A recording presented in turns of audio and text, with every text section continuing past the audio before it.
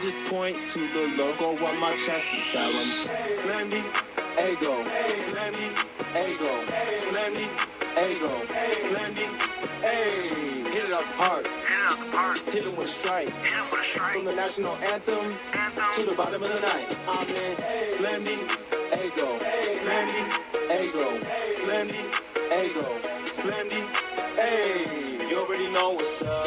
What's that? Another home run. You should know the job ain't done till we hold that trophy up. Hey. What's going on, everybody? Welcome to Talking Friars here on this, what is today? Wednesday evening. Padres, they sweep the Giants, and now we got the day off, and then a huge series coming up against the Dodgers in Los Angeles. At this point in time of this recording, the Dodgers are losing. No, they're winning. They're beating the Angels right now, but that doesn't mean that that's what the final score will be. It was like 5-2, and now it's 5-4. So we'll see what happens there. Ohtani was pitching, I think, in that game. I haven't been watching it, but we'll see. The good news is, regardless of what happens, because of what the Padres did against the Giants, sweeping, they will be in first place come Friday.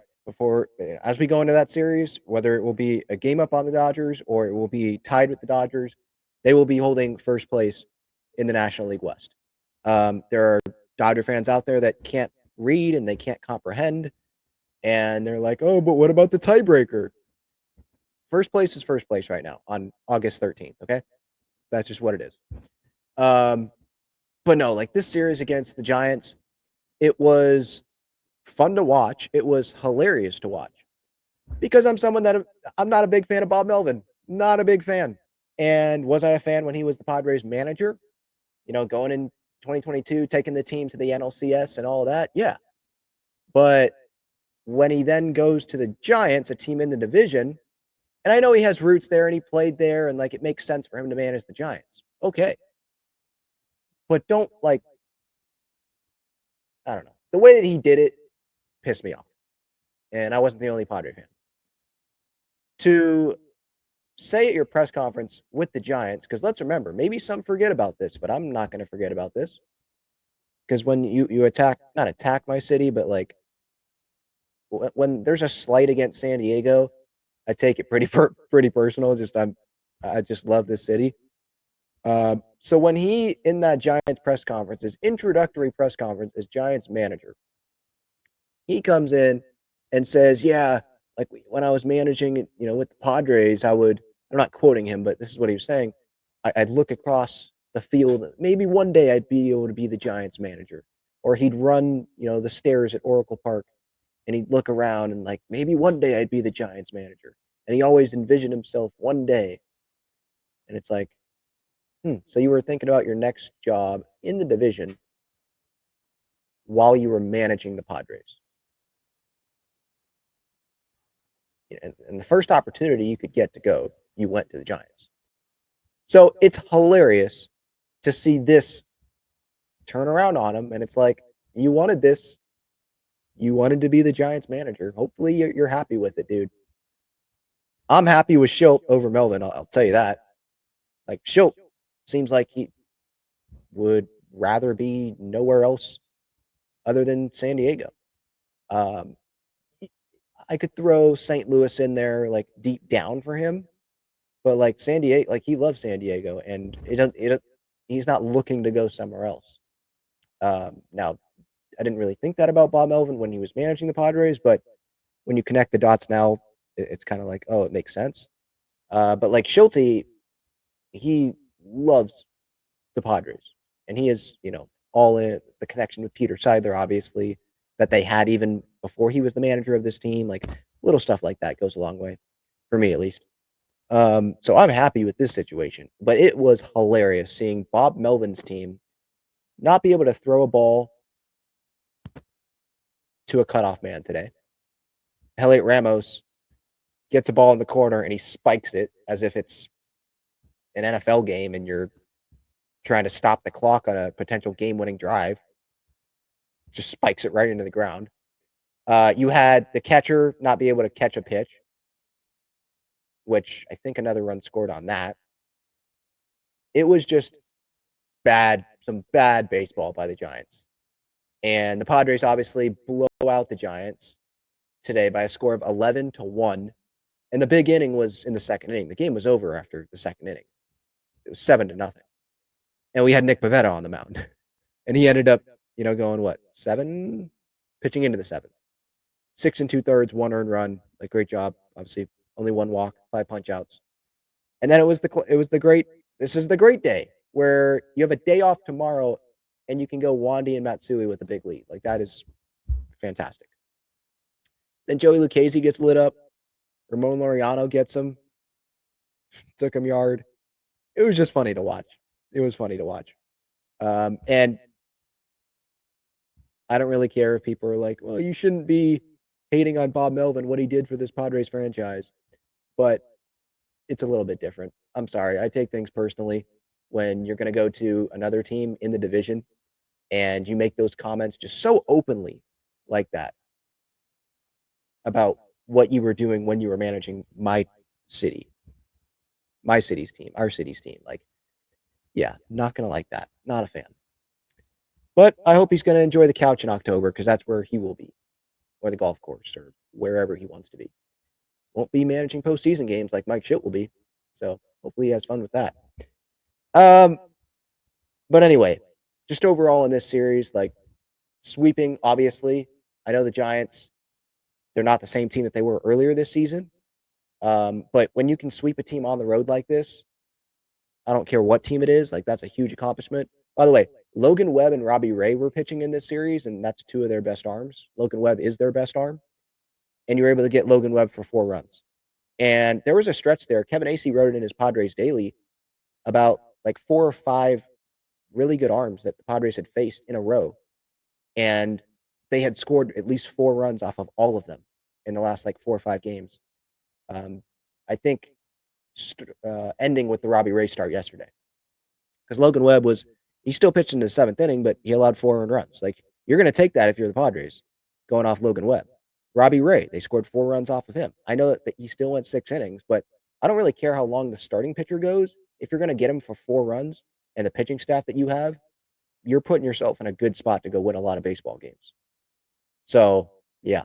Jose Iglesias yesterday getting in on the action. His first home run with the Padres, and then he's performing at Gallagher Square in September. Jackson Merrill with a just 2024, like, okay, this is the Jackson. He is back.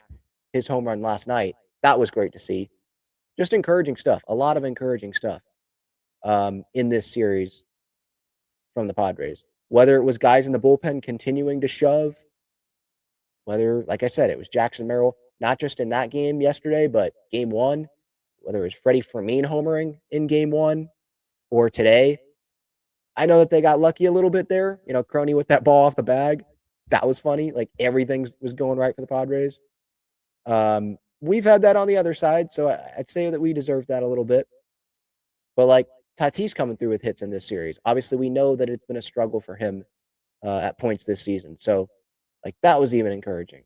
And then, like, Ramon Laureano, him and Freddie Fermin, talk about getting off to a great start, making AJ Preller and his front office look really good. Because you give up 2 starting pitching guys, your depth for those guys, in the Freddie Fermin deal. Gave up Kolek, Bergert, and it's like, those were pretty decent arms there to have for barely offensive upgrade. Is he going to be catching every day? And then you see him play, and it's like, no, it's definitely fine that they gave up Kolek and Bergert for this guy. He's going to be catching every day. Catching for Pivetta, catching for Darvish. Like, he's going to be catching. Elias Diaz ain't going to be getting a ton of playing time. This guy, he can do it. And he just wasn't going to be seen as a great catcher in Kansas City. I'm talking about nationally. In Kansas City, it seemed like they really loved that guy and they really appreciated what he did. But he wasn't going to nationally be recognized as like this great catcher because you got Salvi. And Salvi's going to play, and he's going to get the spotlight. Even if Freddie Fermin's playing well, Salvi's going to get the spotlight until Salvi retires. That's just how it was. And so AJ and whoever was scouting the Royals, they went out there. like, no, Freddie, we can do this. And, you know, I think Dennis and Ken have written in The Athletic about how, like, AJ stacked these moves before making the DeVries trade, knowing that, yeah, he was going to go get Freddie Fermin or another catcher. He was going to go get Ramon Laureano, Ryan O'Hearn, or some other, plan B, plan C bats, right? He was going to go get Nestor Cortez, some other depth guy. And that's what made him okay with parting with DeVries, because then he knew that it wasn't just, you weren't just acquiring a depth starter and um, a great reliever. You were making the entire team better throughout this day and this trade deadline, and therefore making this team into more of a legit World Series contender. Then that's where it's like, all right, because you can look at it as we parted with DeVries to make this team into a real World Series contender, not just we parted with DeVries to get a reliever and a potential back end starter. I think that's okay to look at it that way, because that's the thought process that the Padres were having there, that AJ was having. He wasn't going to make that deal if those other deals weren't going to line up. It doesn't seem like. So it just continues to be a great trade deadline so far. I know we're early. It's August 13th. It hasn't even been a month since this deadline. And obviously it's going to be judged come October. But where the Padres are at right now, sweeping the Giants, obviously I love it because it is against Bomel. But really sweeping any team, I don't care. I'm going to be happy about it, especially in this time. And now you're just catching the Dodgers, I feel like, at the right time. I wish that they were playing like this come October. We'll see what they look like, because I would kind of be surprised if we don't match up against them in October. But like, the Dodgers not playing great. I don't think that they're fully healthy still. The Padres are getting, King's back, right? Darvish is back. They are, and they're playing really good baseball. Just getting a sweep here, and they're going to be feeling good, and they're going to have a rested bullpen. The big five are going to have. I should include David Morgan to give him his respect, obviously. So, like, the big six, they're going to have 2 days off, at least, for those that pitched yesterday, going into that Dodger series. And in that Dodger series, it's going to be Michael King, I believe, Cease, and Darvish. I think that's going to be the three starters. I'm not sure who the three starters for the Dodgers are, but I will post a graphic on that probably on Friday morning ahead of the series, once the starters are actually more like firmly in the plan. Let's see if I have an update on the Dodgers and Angels.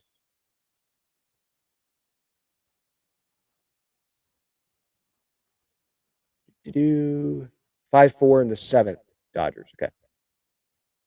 By the time that you're seeing this, obviously the game's probably going to be over because this is a recording, but I just wanted to see if the Angels have crept into that a little bit more. Last night was great. Tani lines into a triple play. That happened so quick. That was great. That was a great play. Great IQ, just knowing exactly what he was going to do, Neto, when he got the ball. Like, because you have no time there. It's just boom, step on the bag, throw it to first to get the tag. So that was funny. And then obviously Joe Adell, who had been like Joe Adell helping out the Padres. I think some fans were hoping that maybe Joe Adell would be one of those like Profar type things, like buy low. He's this really hyped guy coming up, hasn't lived up to it. Preller, Padres bring him in, and he can be a really cheap, really good player though. That hasn't happened, at least as of now. But he helped out the Padres last night, so that was kind of cool to see with his walk off. But yeah, it's going to be a really fun series coming up this weekend. Really fun series. And it's going to be at Dodger Stadium, so obviously I'm not going to be going. I'm not trying to get beat up or anything like that. If you are going, if you're a Padres fan, just stay safe, please. Be looking around, head on a swivel, because there are some Dodger fans that take it way too far. Personally, I don't know too many. I know some Dodger fans that are great. There are a lot that I've seen that aren't. So just keep that in mind if you're going. I I'm trying to go to one of the Dodger Padre games when they're coming up this next weekend. I plan on going to one of them. So that's going to be a really fun, electric atmosphere for sure. Because hopefully the Padres will have the division lead going into that series. And hopefully, like, they'll at least win the Giant series in between those. Yeah, like, it's like this. I was talking with someone earlier today, talking about just this time of year. Like, the best time of year for me is October. And I know I'm biased, but because it's baseball postseason, you've got NWSL postseason, end of season postseason. You've got WNBA end of season postseason. You've got some people would like add to the argument that in October, right? Yeah, NBA season starts. Football is, I believe, going. I'm just not the biggest football fan anymore. Like, since the Chargers left, I'm not really connected to it.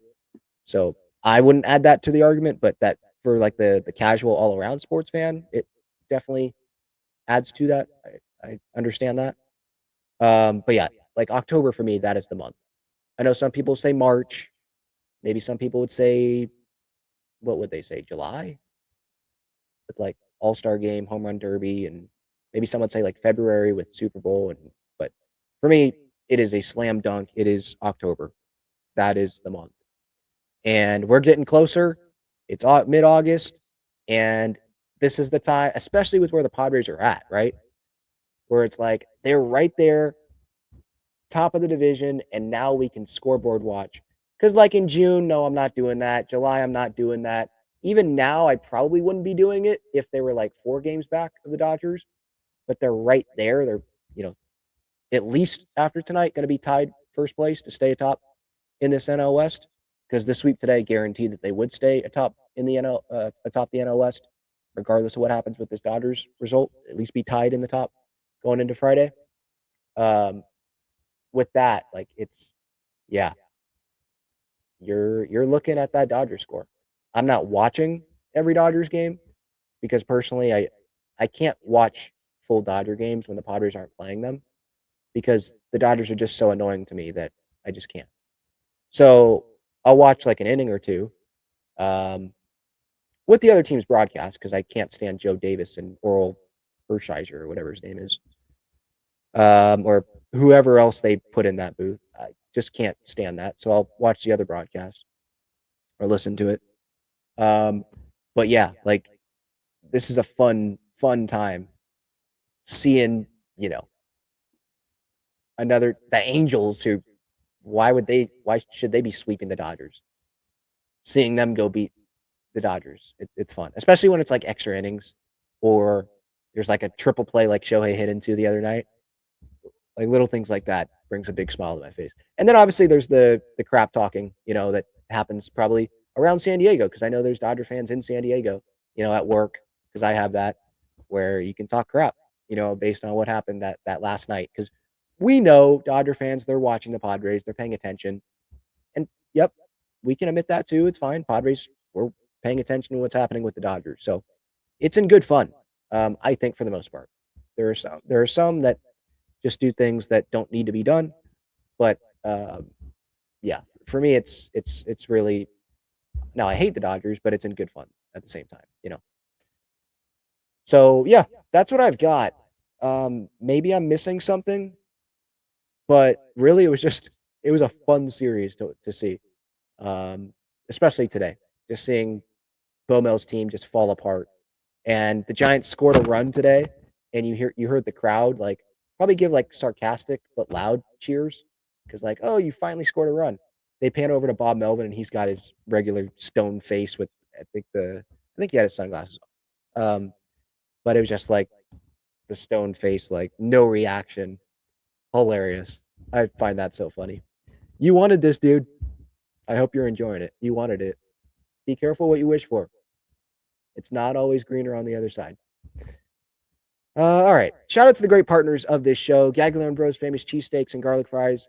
Best cheesesteaks in San Diego. They've got cheesesteak fries, garlic fries, a lot of great stuff. Their full menu is available at the Friars Road location. Click the link in the description for the address, phone number, all that good stuff. And they're inside Petco Park down the third baseline, field level.